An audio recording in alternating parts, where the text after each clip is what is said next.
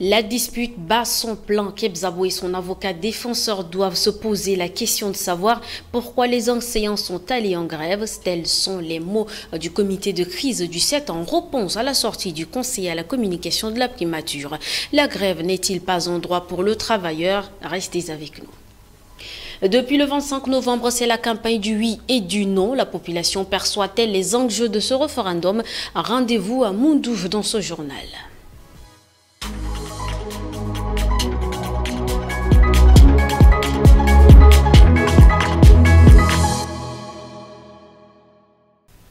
Ici 19h45, bonsoir et bienvenue si vous nous rejoignez.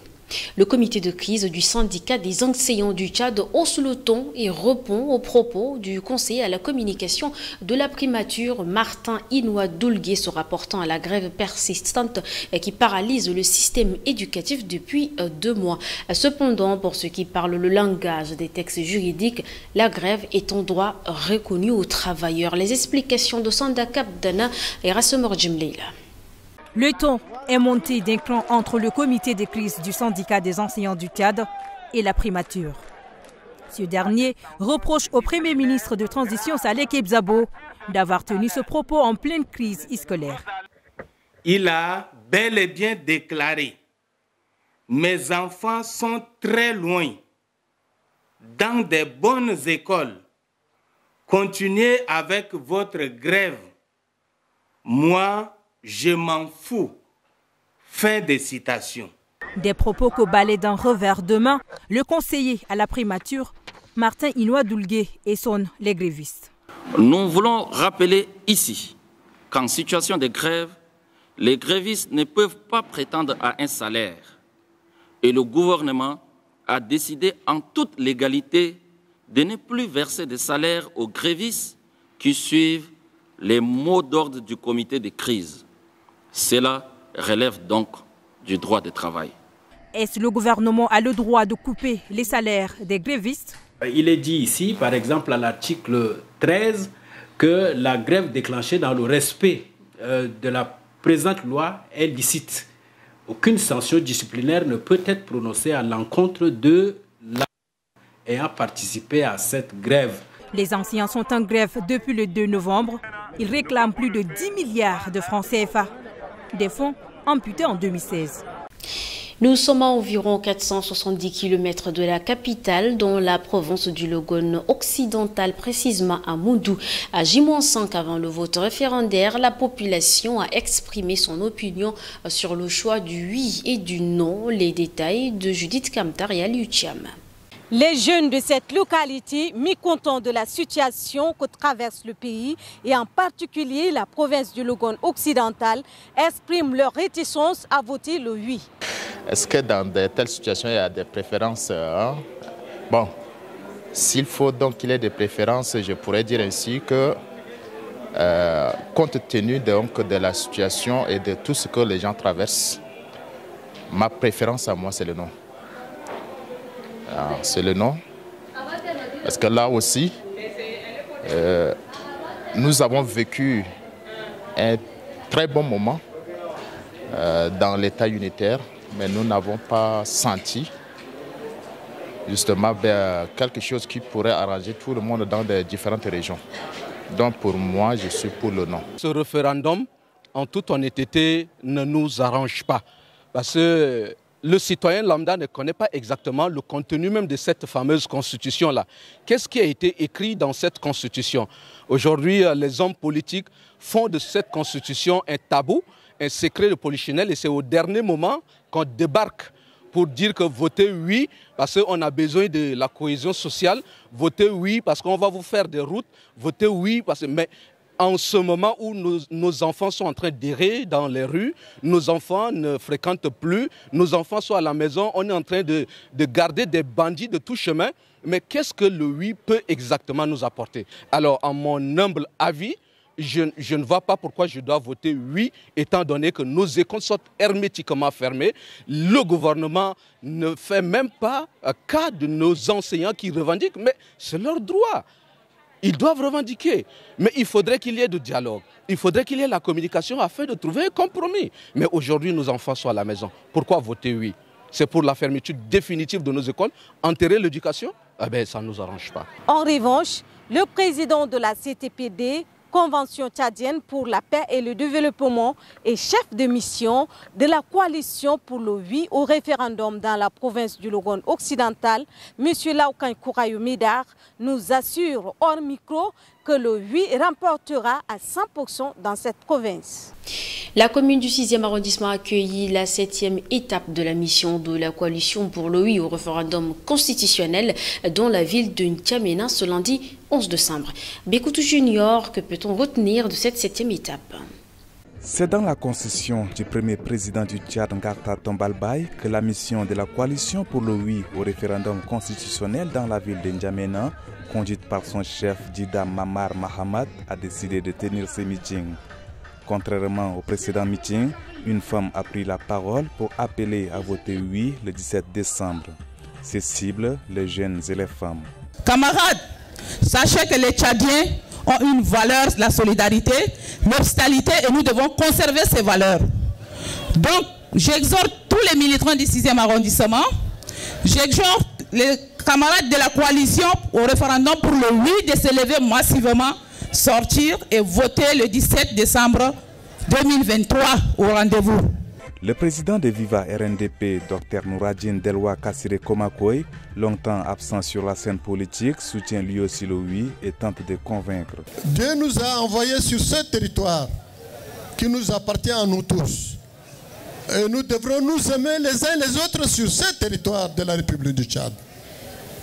Cessons avec les petites querelles qui ne nous servent pas. Cela ne vous serve pas. Changeons. Désormais, changeons. Nous sommes un même peuple, une même population. Nous avons le même destin que Dieu nous a donné ici. Sûr de remporter dans le 6e arrondissement, l'équipe de Djida Mamar Mahamat offre un concert à la population de la commune et vise le 4e arrondissement qu'il doit aussi conquérir. Le Logone oriental reçoit les transformateurs d'Oba, chef-lieu de la province du Logone oriental, a reçu ce 11 décembre le 5e meeting du parti Les Transformateurs. C'est dans le cadre de la première partie de la caravane nationale du dit parti. Regardez. La mobilisation est aussi grandiose dans la province du Logone oriental. Les personnes âgées, les jeunes, les enfants et personnes handicapées ont répondu présents à ce meeting des transformateurs. Après une longue période d'attente, le public voit enfin arriver Masra Succès, président du parti Les Transformateurs, et sa délégation. Le nom du leader des transformateurs est alors scandé. L'équipe de sécurité ferait le passage et leur permet de monter sur la tribune. Doba Lédié signifie littéralement « Notre Doba reprend Succès Masra », qui est originaire de cette province. Au milieu d'un public surchauffé, il cite quelques difficultés de la province. École Godo, Man Godo, carburant Godo, Dobatna Yedwa. Est-ce que c'est normal? Doba qui donne le pétrole, le Tchad n'a pas de carburant. Est-ce que c'est normal? Doba qui donne le pétrole, le Tchad n'a pas d'aéroport international. Est-ce que c'est normal? Ce n'est pas normal, mais ce n'est pas terminé. Doba, à Doba, les enfants sont sans école. Les enfants sont à la maison à l'heure où je vous parle. Est-ce que c'est normal? Est-ce que c'est normal? Masra Succès promet d'améliorer les conditions de vie des populations si son parti venait à accéder à la magistrature suprême. Comme ailleurs, il invite la population à retirer sa carte d'électeur, à opérer un choix judicieux lors du référendum constitutionnel du 17 décembre pour éviter une probable prolongation de la transition, à se préparer pour les élections de fin de transition. C'est grâce aux torches des téléphones portables que le meeting qui a commencé tard s'est achevé. Restons toujours en politique. Le président du Mouvement pour la justice et l'équité MJE, Abderrahim Mahamat Assil, a tenu un point de presse ce mardi 12 décembre 2023 pour appeler le peuple tchadien à boycotter le référendum constitutionnel qui se tiendra le 17 décembre prochain. Extrait. La composition et la désignation arbitraire des membres de la CONEREC et l'omission d'un référendum sur la forme de l'État. Nous, Mouvement pour la justice et l'équité, boycottons ce projet de référendum constitutionnel et appelons le peuple tchadien à se mobiliser contre ces scrutins illégitimes. Le Mouvement pour la justice et l'équité a toujours milité pour une transition démocratique qui garantit la paix, la justice, le développement et pour une constitution qui reflète la diversité et l'unité du Tchad. Quelques informations recoupées, traitées, rendues dans l'actualité en bref. Aujourd'hui, c'est une compilation d'Horace Jimleila. Le président de la coalition pour un oui au référendum constitutionnel, Saleh Kebzabo, est arrivé ce lundi à Abéché après quelques jours de tournée dans la zone méridionale du pays pour sensibiliser la population à voter oui pour le référendum constitutionnel prévu le 17 décembre 2023. À son arrivée à Abéché dans la province du Ouadaï, il a été accueilli par le gouverneur de la province, Bachar Ali Suleiman. L'objectif de la visite de Saleh Kebzabo est d'inviter la population à voter oui pour le référendum constitutionnel. Le ministre des Affaires étrangères, l'ambassadeur Mamad Saleh Nadif, a participé à la commémoration de la 75e Déclaration universelle des droits de l'homme à Genève ce mardi 12 décembre. La délégation tchadienne conduite par le ministre a pris part à des discussions de haut niveau pour renforcer le consensus mondial sur le droit de l'homme.